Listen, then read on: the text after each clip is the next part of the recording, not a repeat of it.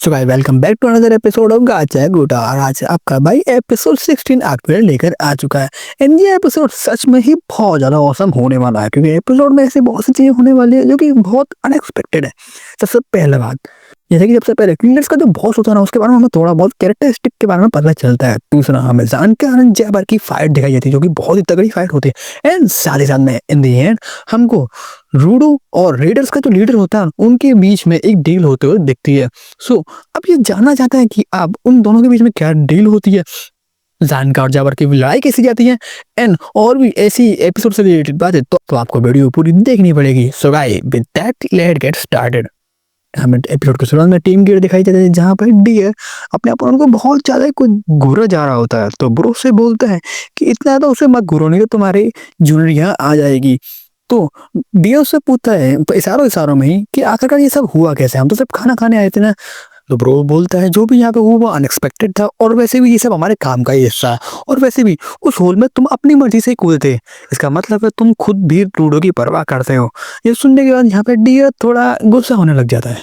अभी के सामने वाले लीडर्स का मेंबर बोलता है यार तुम लोग की जोड़ी बहुत ज्यादा अच्छी है, क्या तुम बाप बेटे हो? तो ब्रो बोलता है हाँ ऐसा ही कुछ समझ लो, लेकिन हमारा रिश्ता खून से नहीं है, लेकिन हमें जल्दी से जल्दी यहाँ से ऊपर जाना हो, क्योंकि डियर का सोने का समय भी होने वाला है, और मैं चाहता हूँ कि रात होने से पहले हम लोग घर पहुंच जाए। इसके बाद में ये आपस में थोड़ी बहुत बात करते हैं, जैसे कि डियर के बर्थडे की बात होती है, इन लोगों के आपस में बर्थडे की बात होती है। इन ब्रो बोलता है कि यार तुम देखने में ऐसा लगते नहीं हो कि तुम हमसे नफरत करते हो, तो तुम्हारी स्टोरी क्या है? तो सामने वाला पर्सन बताता है कि मेरा नाम बोंडूस है, और हाँ ये बात सच है कि मैं तुम लोगों से नफरत नहीं करता हूँ, लेकिन मैं जोड़ी के ऑर्डर्स को फॉलो कर रहा हूँ, और मुझे खुद भी पर्सनली कुछ चीज़ें चाहिए। तो यहाँ पे ब्रो बोलता है मतलब कि अगर तुम्हें वो सब चीज़ें मिल जाए तो हम भी लड़ाई को स्किप कर सकते हैं। तो बुंडूस बोलता है नहीं, क्योंकि अगर मैं तुमसे यहाँ पे लड़ूंगा और जीतूंगा तो उन दोनों में से एक चीज़ तो मुझे वैसे ही मिल जाएगी। तभी डियर ब्रो को एक चीज़ दिखाता है जो कि कीड़ा ऐसा लग रहा था, लेकिन उसने एक इंस्ट्रूमेंट ऐसा टुकड़ा पहन रखा था। तभी बुंडूस भी बोलता है कि जो चीज़ मुझे चाहिए वो है इन्फॉर्मेशन, और अगर तुम लोग मुझे इन्फॉर्मेशन बता देते हो वाली, तो मैं तुम्हें बता दूंगा कि तुम अगर मुझसे हार गई तो तुम्हारे साथ क्या होने वाला है। इसका मतलब बंदा इतना ज़्यादा कॉन्फिडेंट है कि वो सोच रहा है कि वो यहाँ पे जीतेगा ही जीतेगा। एंड उसे इन्फॉर्मेशन किस चीज़ की चाहिए? इन क्लियर्स का जो बॉस है ना, इस बंदे को उसकी इन्फॉर्मेशन चाहिए। आज सारी जानना में क्लियर्स का बॉस भी दिखाया जाता है, जो कि आराम से बैठे बैठे चाय पी रहा होता है। तभी वहाँ पे सैमी आती है और उससे बोलते हैं कि क्लियर्स के इतने भी मेंबर हैं, इंपॉर्टेंट मेंबर जैसे कि इंजन रियो वगैरह, उन सब वो सभी एक तरीके से किडनैप हो गए हैं और मिल नहीं रहे हैं, वो शायद से अंडरग्राउंड फंस चुके हैं, तो हमें जल्दी से जल्दी उनको बचाना होगा। लेकिन यहाँ पे क्लियर्स का जो बॉस है ना, इस बात को ज़्यादा सीरियस नहीं ले रहा होता है। एक तरीके से सैमी उसको फोर्स कर रही है कि कुछ ना कुछ एक्शन लो, तब जाके वो बोलता है ठीक है, तुम्हें जितने भी क्लीनर्स फ्री दिख रहे हैं उन सभी को इकट्ठा कर लो, तब तक मैं देखता हूँ कि वो लोग कहाँ पर हैं। दूसरी तरफ ब्रो बुंडूस से ये पूछता है कि तुम हमारे बॉस के बारे में जानना चाहते हो, लेकिन ऐसा क्यों? तो बुंडूस बताता है कि जैसा कि तुम सुन सकते हो, मैं तुम्हारे बॉस के बारे में जानना चाहता हूँ, और ये समझ में तुम्हें जरा मुश्किल हो रही है तो मैं टुकड़ों में तुमसे सवाल पूछूंगा।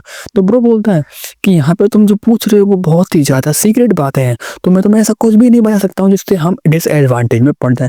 तो बुंडूस बताता है कि मैं कुछ ऐसा सवाल नहीं पूछना चाहता हूँ, मैं बस उन सवालों को पूछना चाहता हूँ जो कि मेरी खुद की क्यूरियोसिटी है। और चिंता मत करो, जो भी यहाँ पे पूछूंगा उसकी सारी इन्फॉर्मेशन डेटाबेस पे नहीं जाएगी। ये जो इन्फॉर्मेशन यहाँ पे हम शेयर कर रहे हैं वो तुम्हारे बीच और मेरे बीच रहने वाली है, और जब तक तुम जवाब नहीं दोगे हम लोग यहीं पे रहने वाले हैं, क्योंकि मैं यहाँ से हिलूंगा नहीं, और तो फिर तुम भी ऊपर नहीं जा पाओगे। अब ब्रो भी बोलता है ठीक है, तो तुम जो पूछना चाहते हो पूछो। तो बुंडूस यहाँ पे पूछता है कि तुम्हारे बॉस को खाने में क्या पसंद है। भाई कितनी सीक्रेट बात है यहाँ पे हो रही है। एंड ब्रो इसे सुन के भाई बहुत ज्यादा हैरान हो जाता है। वो बोलता है शायद से मीठी चीजें। तो सेकंड क्वेश्चन पूछता है कि वो उसकी उम्र कितनी है। तो यहाँ पे ब्रो को नहीं पता है कि उसकी उम्र कितनी है। उसके बाद में पूछता है कि तुम्हारा बॉस जब बाहर जाता है तो वो मजे के लिए क्या करता है, वो कितने सालों से एक क्लीनर्स में है, और क्या तुमने कभी भी उसे अपना इंस्ट्रूमेंट यूज करते हुए देखा है? तो ब्रो बोलता है यार इनमें से मुझे कुछ भी नहीं पता है। अब यहाँ पे ब्रो सोच रहा था कि वो बुंडूस के सवालों को जल्दी जल्दी जवाब दे के इस से निकल जाएगा, लेकिन यहाँ पर बुंडूस जो भी सवाल पूछ रहा है वो अजीब सवाल ही पूछ रहा है जिसका वो कोई भी जवाब नहीं दे पा रहा। तो इस तरफ डियर भी रेस्टलेस होता जाता है, मतलब कि अब उसे भी गुस्सा आने लग रहा है। अब वो सोच रहा है कि भाई मैं इन दोनों के बीच में एक तरीके से पिस्सा गया हूँ। तो बुंडूस यहाँ पे बोल रहा है अब मुझे समझ में आ रहा तुम करने क्या चाहते हो। तो ब्रो बोलते नहीं भाई मुझे सच में नहीं पता है ये तुमने सवाल पूछे।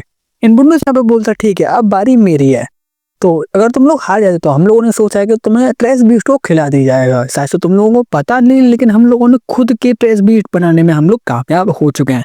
एंड बुंडूस यहाँ पे बोलता है कि भाई तुम इतनी बड़ी इन्फॉर्मेशन हमको ऐसे ही दे रहे हो, मतलब कि मैंने तो तुम्हें कुछ इन्फॉर्मेशन ढंग की दी भी नहीं। तो मुझे तो बोलता है नहीं, जो तुमने इन्फॉर्मेशन दी वो बहुत ही ठीक ठाक थी, मतलब काफ़ी थी।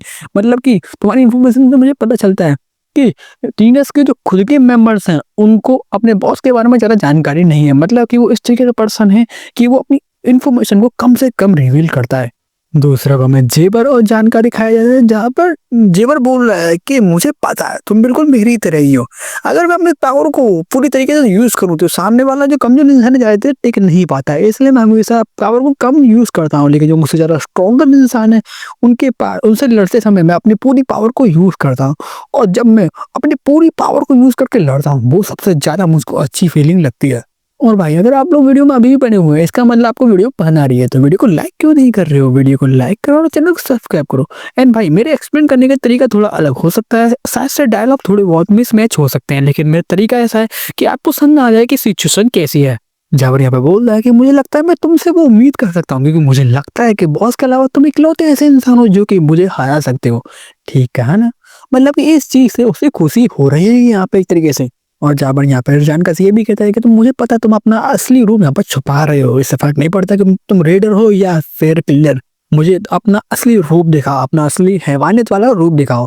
इंसान का भी यहाँ पे बोल रहा भाई अब मैं क्या बोल। दूसरी तरफ हमें जोडी और रूडो दिखाया जाता है, जहाँ पर जोडी रूडो से बोल रहा है कि तुम्हें पता है कि जो भी जिंदा क्रीचर्स होते हैं, यानी कि जिंदा चीजें होती है, वो बहुत ज्यादा मिस्टीरियस होती है। वो अपने एनवायरनमेंट को अडेप्ट करने के लिए अलग अलग तरीके से बदलते रहते हैं। कभी कभी ऐसा होता है कि ऊपर से ऐसे क्रीचर्स भी गिरते हैं जिनके बारे में हम बिल्कुल भी नहीं जानते हैं।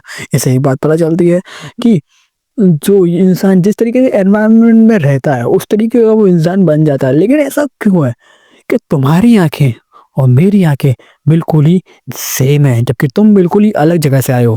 जावर ने मुझको बताया था कि तुम्हारी स्मेल और मेरी स्मेल बिल्कुल एक जैसी है। जावर वाली जैसा भी है, लेकिन इन सब चीज़ों में वो चूकता नहीं है। और जब ये बात मुझे पता चलती है तो मैं खुद तुमसे मिलने के लिए यहाँ पे आ जाता हूँ, क्योंकि मैं खुद देखना चाहता था तुम असल में कैसे हो। तो रूबी यहाँ पे बोलते तुम मुझसे मिलना चाहते थे, हाँ?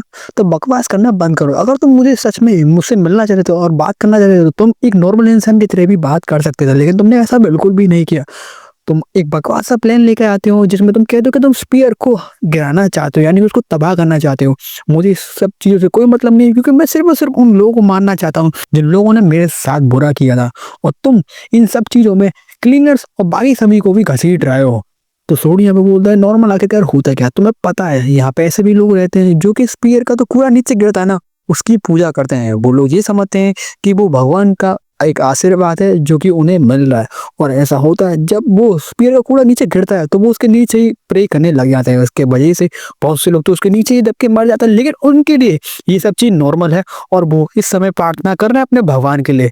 तो एक ही बाहर के लोगों के लिए ये बहुत ज्यादा अजीब हो सकता है, लेकिन उनके लिए यही चीज नॉर्मल है। ऐसा ही कई बार होता है, लोगों को पता नहीं होता है कि जो वो चीज जो कर रहे हैं वो गलत है, लेकिन तब भी वो उसे नॉर्मल समझते हैं। तब तक उन्हें ये बात नहीं पता चलती है जब तक कि वो उस चीज से खुद खिलाफ नहीं जाते हैं। लेकिन इंसान के मन में जो ये जहर होता है उसे निकाला जा सकता है, लेकिन उसके लिए उसे एक चीज की जरूरत होती है, उसे कहते हैं शौक। और ये सब चीज तुम्हारे साथ भी हो चुकी है। जब तुम्हारी लड़ाई जावर से हुई थी, तुमने ये बात खुद एक्सपीरियंस की थी। इन जावर से मुझे याद आता है, अगर अभी इस समय जावर से इंसान लड़ रहा है, इसका मतलब उसके अंदर भी ऐसी कोई चीज छुपी होगी, लेकिन शायद से इससे पहले कि उसे वो बात पता चल पाए वो पहले ही मर जाए। दूसरी तरफ हम देखते हैं जान का और जाबर की लड़ाई भी शुरू हो चुकी है, और यहाँ पे हम साफ देख सकते हैं कि जान का यहाँ पर कमजोर एक तरीके से पड़ रहा होता है, क्योंकि यहाँ पर सिर्फ और सिर्फ वो डिफेंस ही कर रहा होता है। दूसरी तरफ जाबर उस पर अटैक किया ही जा रहा है। जाबर एक बार ऐसा करता है कि पूरी जगह पे धूल ही धूल कर जाए, जिसके वजह से वो छुप कर उस पर हमला करने के बारे में सोच रहा होता है। जान का अपनी एक तरीके से ये महसूस करने की कोशिश करता है उस जगह पे कि वो अटैक कहाँ से कर रहा है। अब जान का उस अटैक को तो वहाँ पर रोक लेता है, लेकिन नेक्स्ट अटैक जो जाबर करता है उससे पूरा का पूरा स्टॉर्म ही बन जाता है, जो कि बहुत ही ओवरवेलमिंग होता है। और यहाँ पर जान का उससे फर्स्ट डिफेंस ही कर रहा है। अब अपने नेक्स्ट अटैक से जान का उस टॉम को तो रोक देता है, लेकिन तभी वहां पर जाबर ऊपर से जम करके उस पर अटैक कर देता है, और यहाँ पे जान का पर डायरेक्ट हिट पड़ता है, जिसकी वजह से वो बहुत ज्यादा पीछे चले जाता है, उसको चोट भी बहुत ज्यादा लगती है। अब जाबर यहाँ पे फिनिशिंग ब्लो देने की कोशिश करता है, लेकिन यहाँ पर जान का अपने दांतों को यूज करके उसके वेपन को रोक लेता है एंड अपने वेपन को भगाता है और उस पर अटैक करता है, जिसकी वजह से उनके बीच में डिस्टेंस हो जाती है। इसके बाद जान का यहाँ पे एक के बाद अटैक करते ही चले जाता है, और एक अटैक तो यहाँ पर जावर पे हिट भी होता है। यहाँ पर एक तरीके से हमको ऐसा लग रहा होता है कि जान का यहाँ पे जीत सकता है, लेकिन तभी यहाँ पर जावर अपने वेपन को यूज करके एक स्क्रैच वहां पर मार देता है जान के ऊपर, और इसके बाद में पलड़ा पूरा बदल जाता है एंड एंड में जानका यहाँ पे हार जाता है क्योंकि अपने टॉक्सिन को वो जानका के ऊपर यूज कर देता और शायद से ये यहाँ पर जानका का अंत है। सो गाइस क्या ये वीडियो खत्म होती है। अगर आप लोगों को वीडियो पसंद आई तो वीडियो को लाइक करें, आगे के वीडियोस के लिए चैनल को सब्सक्राइब करें। मैं मिलता हूँ आपको नेक्स्ट वीडियो में, तब तक के लिए सायोनारा।